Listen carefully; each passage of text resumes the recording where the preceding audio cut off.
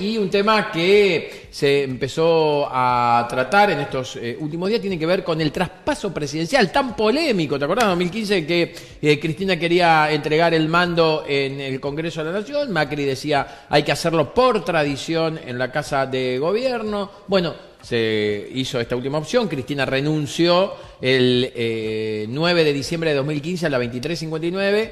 Tuvimos 12 horas de un excelente presidente, como fue Federico Pinedo. A las 12 del mediodía Mauricio Macri se hizo cargo de la presidencia ese famoso 10 de diciembre. Verónica me va a ampliar porque sabe mucho más. ¿Cómo anda? Bienvenida. ¿Qué tal, Pablo? Muy buenos días. Bueno, saludos a Santa Fe. Aprovecho a mandar saludos a Tierra del Fuego. Por supuesto. A mamá que me dijo que la canción de Linchera estaba muy buena, así que mirá. Le gustó mucho, no sé, el musicalizador, hay que correspondía. Mira, yo le estaba diciendo justamente a Belén que no me ponga más esa canción, que tiraba muy cosa y le gustó a tu madre. No, bueno, allá en el sur les gustó mucho. Un beso grande. Escuchame, nada más y nada menos que José Ángel Trelles y claro, Antonio Tormo. Yo tenía... Temazo. Yo tengo un primo, mi primo Coco, que al gato le había puesto Antonio Tormo. Bueno. El Choquín. Bueno, claro. No importa.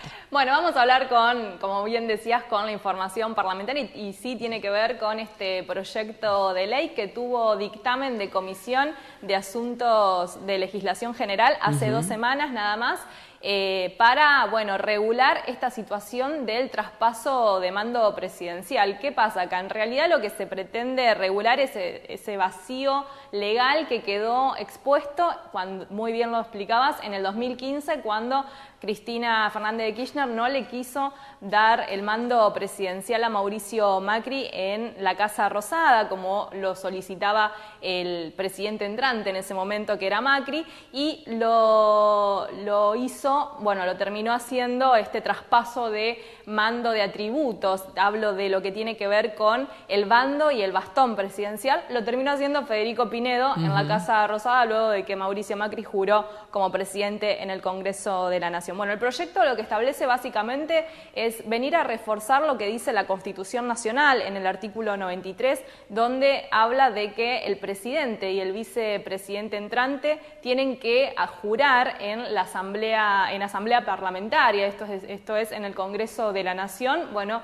lo tienen que hacer ante el presidente de la Cámara de Senadores del Palacio Parlamentario. Esto está estipulado. Lo que no estaba estipulado era primero el horario de la jura o cuándo empieza a ser presidente el presidente, teniendo en cuenta de que Cristina el año 2015 tuvo que renunciar un día antes. Bueno, lo que también dice es que esto... renunció. No sé si tuvo que renunciar. Bueno, renunció. Bueno, totalmente. Si alguno quiere indagar, capaz que en la versión también de Cristina está muy bien explicado esto en el libro, sinceramente. Básicamente, lo que también dice es que, bueno, el presidente saliente debe irse a las 12 del mediodía del 10 de diciembre y en ese momento ingresa el presidente que es electo ya para cumplir con su gestión.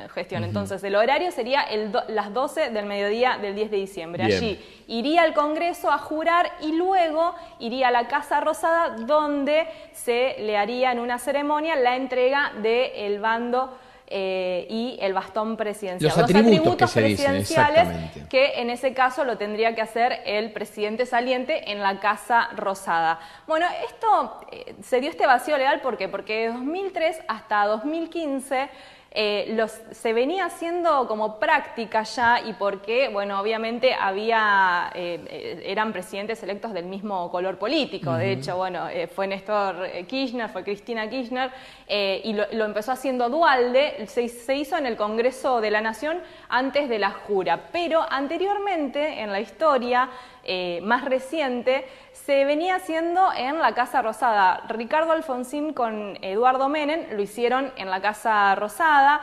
Raúl Alfonsín y Carlos. Raúl Alfonsín y Carlos Menem.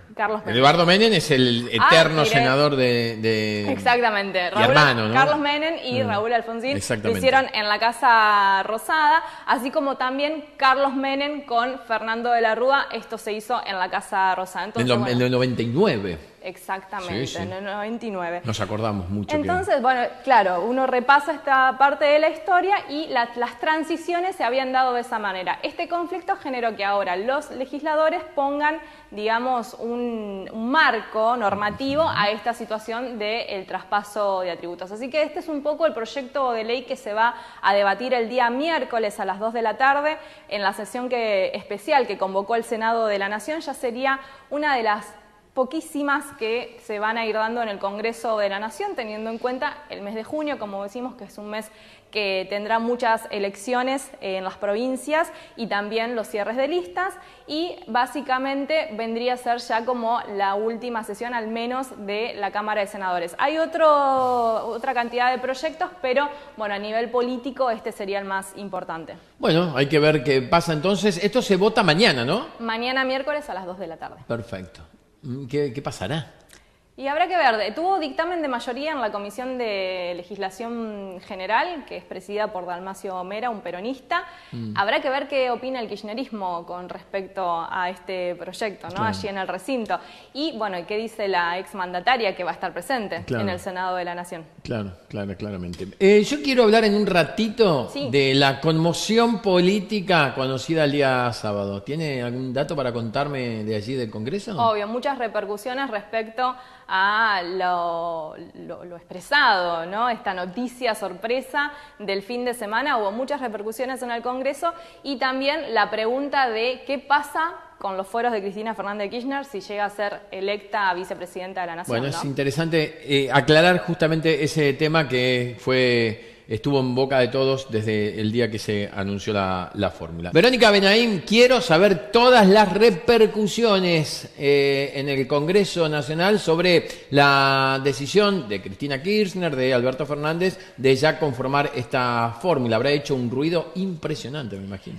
Sí, un ruido impresionante, obviamente desde el lado de la oposición, en este caso desde el kirchnerismo, exultantes con el anuncio que se dio a conocer el fin de semana, pero desde los opositores muchos salieron a decir que en realidad lo que se estaba haciendo con este anuncio era tapar o querer invisibilizar el juicio que comienza hoy en Comodoro Pi contra la expresidenta de la Nación, ¿no? Y en ese sentido lo que, bueno, salieron a decir es que querían un poco disfrazar esta situación en la que está implicada Cristina Fernández de Kirchner judicialmente con esta noticia para que se hable de esta fórmula y así marcar un poco la agenda. Pero obviamente las preguntas fueron respecto a qué pasaría con los fueros de Cristina Fernández de Kirchner si ella consigue ser electa como vicepresidenta en estas elecciones que se van a llevar a cabo primero en agosto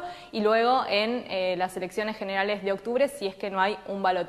¿Qué pasaría con estos fueros, Pablo? A ver. Por ahora, la expresidenta de la Nación, que es actualmente senadora, está protegida bajo la ley de fueros, eso ya lo hablamos, está protegida bajo la Constitución Nacional.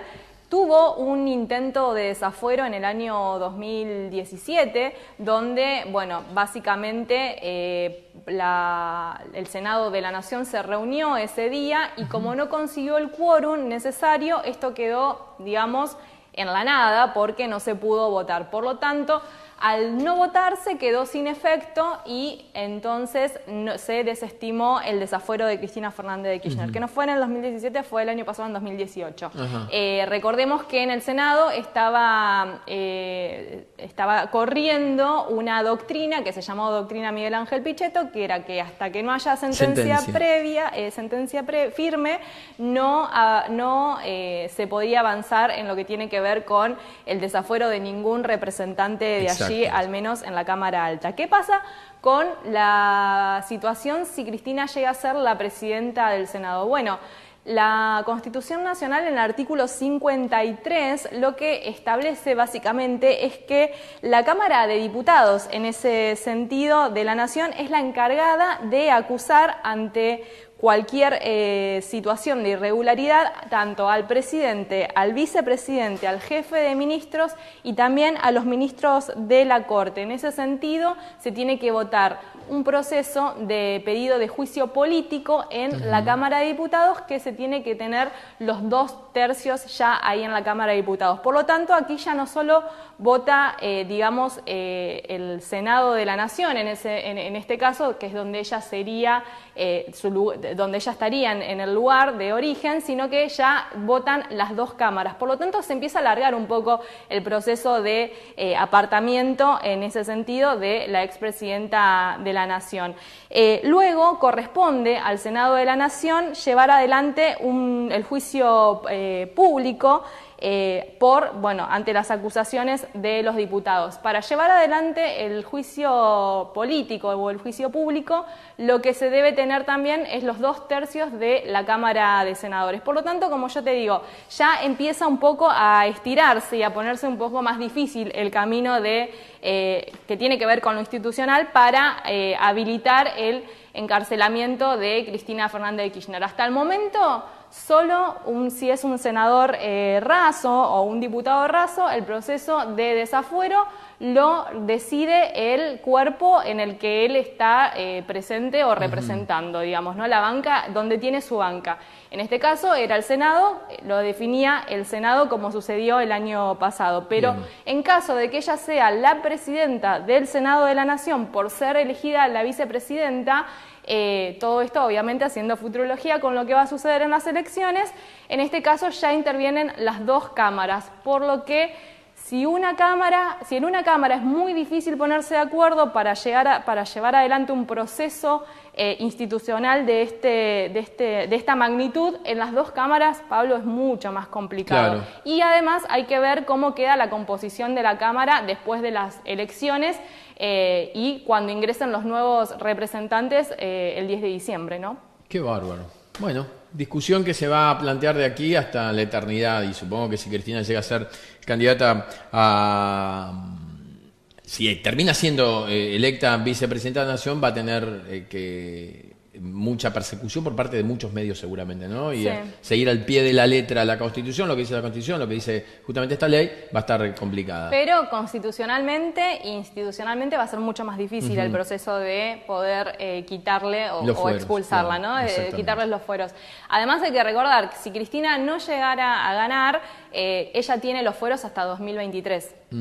Salvo que se quiera volver a avanzar en otro pedido de desafuero, que como ya lo hemos explicado, lo tiene que volver a hacer, tiene que volver a pedirlo, a solicitarlo al Senado de la Nación, un juez, claro, un juez federal, y en ese caso debe ir a la Comisión de Asuntos Constitucionales, se debe tratar el tema ahí, salir un dictamen y llevar recién al recinto. Bueno, son todos procesos muy largos, por lo que Cristina Fernández de Kirchner, para ser más simple y para concluir, estaría cada vez más lejos de ser desaforada, ¿no? La pregunta que se hacen muchos tiene que ver con el presidente Macri asume el 10 de diciembre a las 12 del mediodía. El 11 de diciembre la justicia prácticamente le eliminó todas las causas procesales que tenía, ¿no? Digo, eran más de 200. Dijo, bueno, para que no haya problemas... Las de espionaje, causas juzgadas, también se las borraron todas.